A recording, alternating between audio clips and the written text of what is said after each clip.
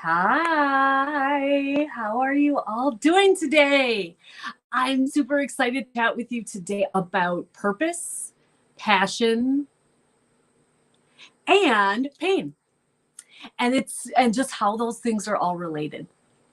So, let's dig right in. First of all, let's start with pain. And why do we start with pain? So, pain usually is the result of something that is your purpose in life. We talked about this a few weeks ago when we did the live, and so I'm not going to go into all of that again, but the idea of looking back over your history, those things that you most don't want to talk about, those things that you most don't want to deal with, those are usually something that is in your life for God to redeem. He doesn't bring them into your life. He doesn't cause the pain, but the pain is there and he wants to redeem that pain. And so how does he do that? He does that by us helping others through similar circumstances, right? And we talked about that a few weeks ago. So I'm not going to spend a ton of time on that, but just that idea that it does come through pain. So that's the way that he redeems pain, right? He promises to redeem pain, and he does that by giving it purpose and helping others through similar circumstances like that.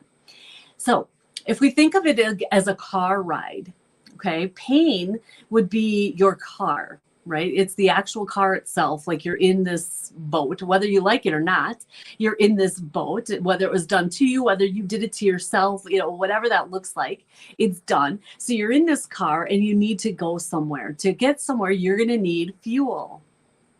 So how do we get fuel? That is actually our passion. So that's where passion comes in. Passion is because you've been through the circumstance yourself, or you've seen it maybe firsthand, or whatever that might look like. It's very much of an emotional connection for you, and so you are able then to have that passion to push through the obstacles.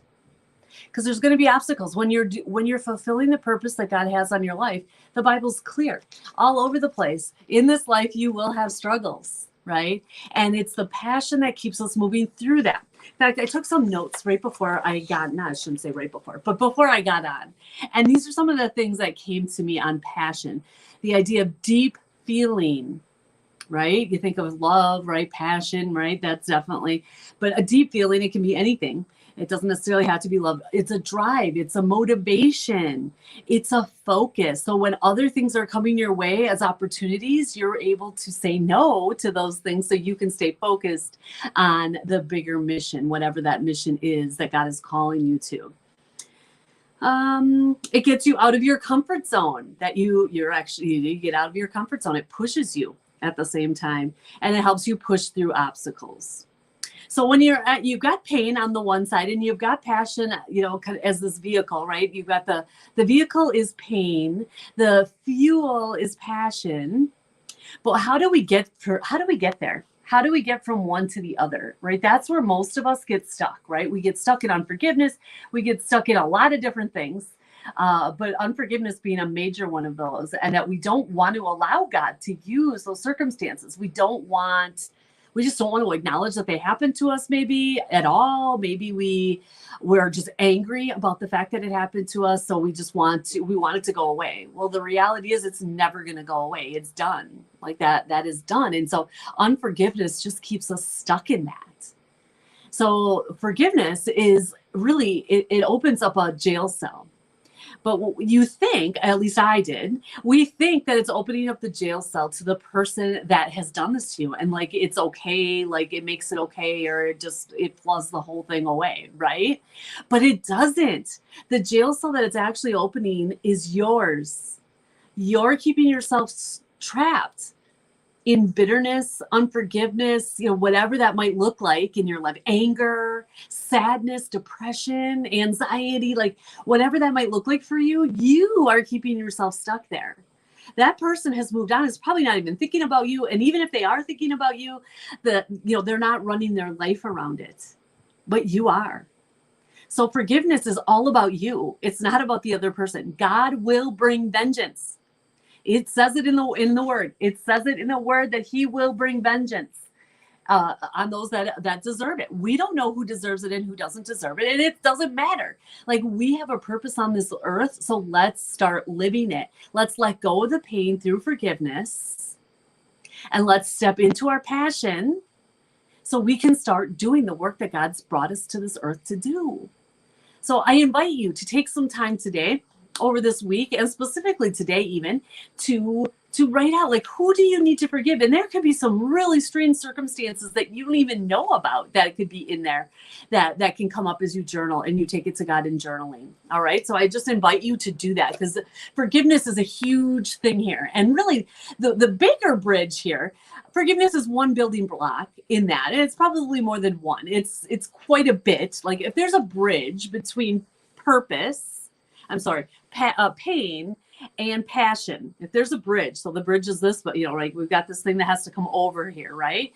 I would say probably half of that bridge is probably forgiveness.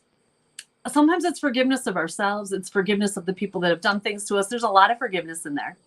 But a lot of that is forgiveness. Now, but there's more to it than that. And we cannot forgive in our own strength. So really, that entire bridge is what I just moved out of the way. And it's the Bible. It's the Word of God. That's what's going to bring us from the pain to the passion. And then that passion will take us to the purpose. So we need to work out. We need to be in the Word. We need to be in the Word regularly. We need to be in Bible study together in community. So it's not just you, but you have accountability and you have that Christian community. Okay. We're actually going to have a Bible study coming up in the next, a few weeks or so, that would be really great to jump into, especially if you're not sure of your purpose yet. This Bible study I've done probably 6 or 7 times. It's called Experiencing God. It's really, really powerful.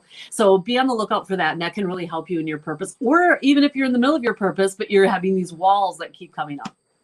So be on the lookout for that. But that is the bridge. The bridge is the Word of God. That's going to take you from your pain over to your purpose. One step in the Word of God, it talks about forgiveness, right? It talks about loving your neighbor. It talks about many, many things, but a big part of that is the forgiveness portion. So let's do some journaling today on that portion, on what do we need to forgive. And there could be things in your life that you're not even sure of, or you're not even aware of yet. So just be aware of that and be open to that. And of course, the ones that you are, I invite you to write a forgiveness letter.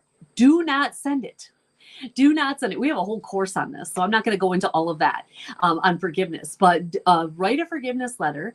But it is not about the other person. It is about you and God. That's what it's about. Okay. So write it and then burn it, throw it away, tear it up, whatever it is. But write that out, that idea of why you're mad, all that they stole from you, all of those pieces and parts, get that out there, all the emotions, all the everything.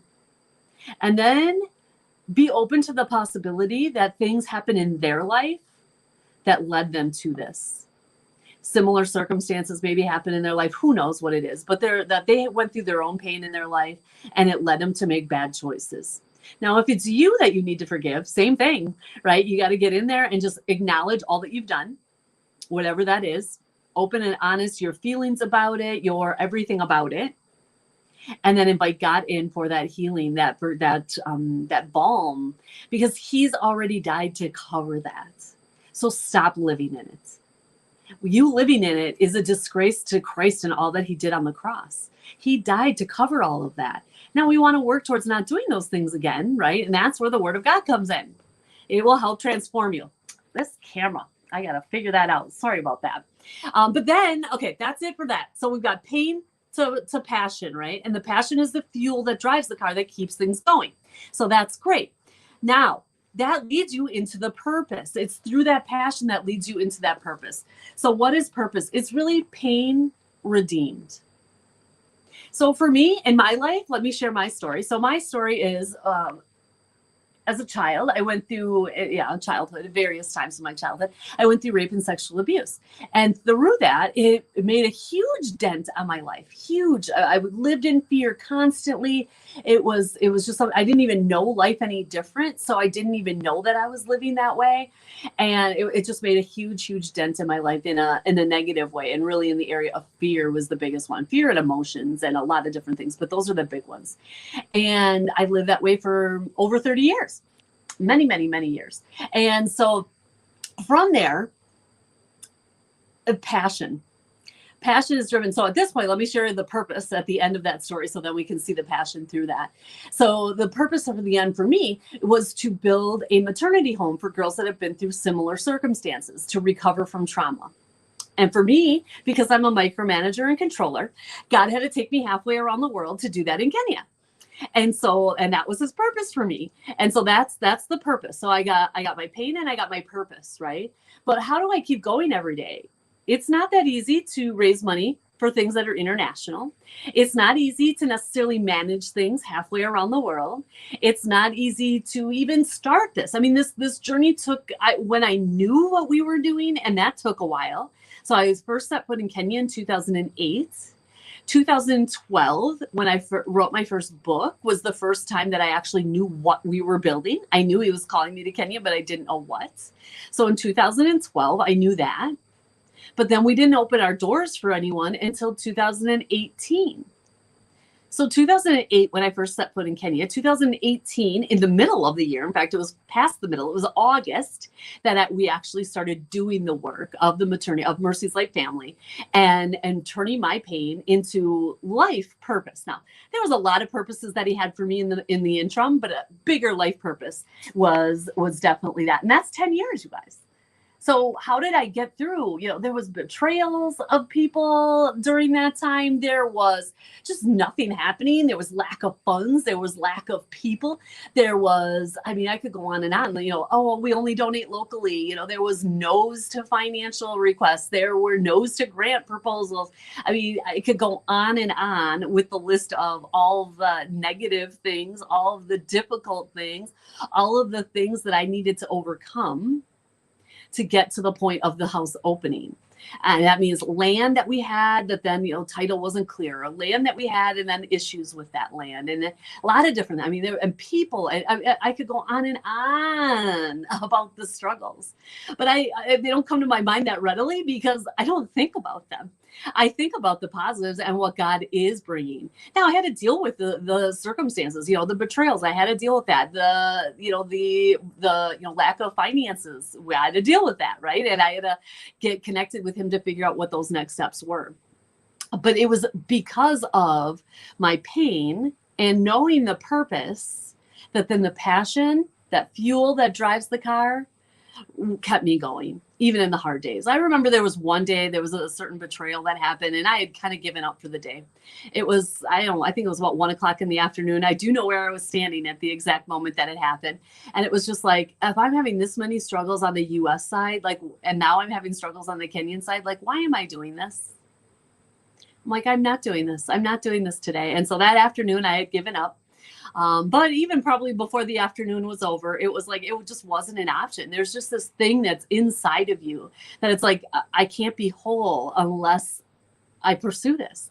And it might not be your whole life. Like for me, it might be different than you. It might be, something that you do after work or, whatever. It may or may not be your entire life. But at the same time, there's just this thing that just keeps coming up. It keeps coming up. It keeps coming up. It keeps coming up, and it keeps you driven and it keeps you going. And Christian Rocketeers is a part of that. We are there in those moments and to help you turn those things around faster. We had one student who was struggling with her ministry, a long story I'm not going to get into, but in the spring. And it could have been for me when I went through that same journey, it was a 3-year journey of not knowing if this would continue. But for her, she had us alongside her. And so we were able to say, no, what has God really called you to? He's called you to this. He doesn't necessarily call you to this city. He's called you to this work. And either one, you're not with the right people yet in the city that you're in, or two, he really wants you in a different city. And so we need to start investigating that. And so she did. And she continued connections in that city to see if that would work. And she also expanded connections and saw where there was a deeper need in that specific country that she was in. And within a month, she was back up and running, which took me 3 years to get over. And I didn't know that whole journey. I was in an emotional roller coaster where she had us next to her. Not that she didn't have her own emotions that of course go along with that. And we need to work through that. But when you have someone alongside you to be able to push you through that, it is so much greater. So that's a little bit about passion purpose and pain. And really, I never really explained the idea of purpose. Purpose is the destination. It's your destiny. The word talks about your destiny, and that is the destination. So you're taking a car, you need to fuel the car to get to your destination. That's your destiny. It's just a really awesome, and I don't have that fully fleshed out yet of all that God has revealed to me on that, but just take that to the Lord in prayer and see what he reveals to you. You've got your car, which is your pain, if you're willing to submit it to him. And that means forgiveness, and let him take vengeance and deal with whatever consequences. So you can focus on the passion, that purpose that leads through the passion to get to that destination. I hope that brings you some clarity, but I also wanted to share today, if you already have a nonprofit or you have a nonprofit that you love and would love to collect funds for, we have an amazing masterclass that is coming up on Monday. So today is Wednesday. If you're watching this on a replay, it is Wednesday. Thank you. I don't know your name, Facebook user, but thank you for being with me here today. And God he has amazing testimonies.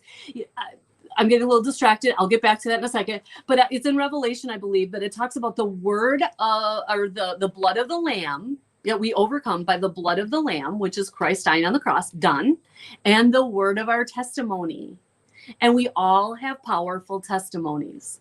It might be something in our childhood. It might be something that we've seen, that we've been experiencing. And it might be something that we've lived through, like drug abuse or something like that. Whatever it is, it could be 1,000 different things. And don't think it needs to be so massive as, sexual abuse or addiction. Like it could be, I'm seeing a need, for example, elderly needing home care, elderly needing help with lawn care, or special needs parents that need help in some way, shape, or form. Like the what could seem different. I guess the word is, I don't know the exact word to use there, but it don't make it.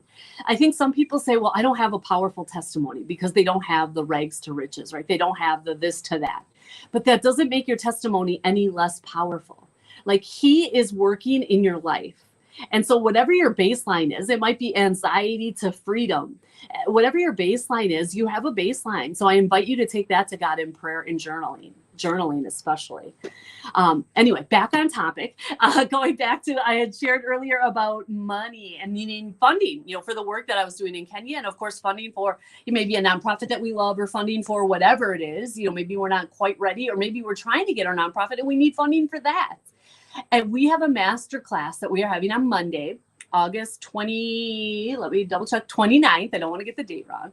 It'll be at 6:30 p.m. Central Time. But why am I even telling you the details? Because you don't even know what it's for yet.